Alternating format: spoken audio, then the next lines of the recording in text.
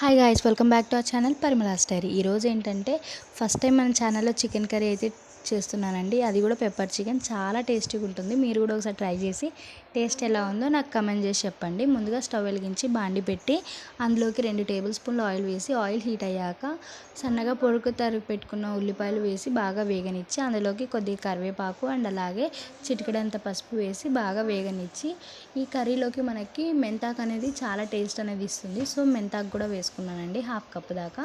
అది కూడా బాగా వేగిపోయాక 1/2 కిలో చికెన్ అయితే తీసుకున్నానండి. ఈ పెప్పర్ చికెన్లోకి మనకి చికెన్ అనేది చిన్న చిన్న పీసెస్గా ఉంటే మసాలా అనేది బాగా పడుతుంది.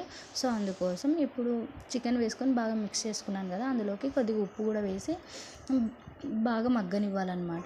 ఉప్పు వేయడం వల్ల మనకి తొందరగా ఉడికిపోతుంది అండ్ అలాగే మగ్గిపోతుంది. ఇప్పుడు మనం వాటర్ కూడా వేసుకోలేదు కదా, చూడండి వాటర్ కూడా ఎంత బాగా ఊరిపోతుందో. ఇప్పుడు అందులోకి అల్లం వెల్లుల్లి పేస్ట్ వేసి బాగా మిక్స్ చేసుకోవాలి. పక్కన ఒక మిక్సీ జార్ తీసుకొని కొబ్బరి అండ్ అలాగే 2 టేబుల్ స్పూన్ల మిరియాల పొడి, 2 యాలకులు వేసి మెత్తగా పౌడర్ చేసి పెట్టుకోవాలి. ఒట్టి కొబ్బరినే వాడండి, చాలా బాగుంటుంది.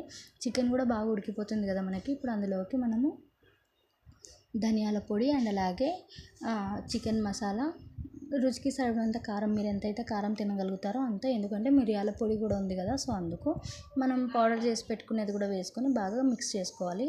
కొబ్బరి పడింది కాబట్టి మనకి కూర అనేది గట్టి పడుతుంది. సో అందుకోసం గ్రేవీ కావాలి కాబట్టి ఒక గ్లాస్ వాటర్ అయితే వేసుకున్నానండి. ఇప్పుడు ఈ కర్రీ మాత్రం మనకి లో ఫ్లేమ్లోనే ఉడకాలి, ఎందుకంటే అప్పుడే మనకి మసాలా అనేది ముక్కలకి బాగా పడుతుంది.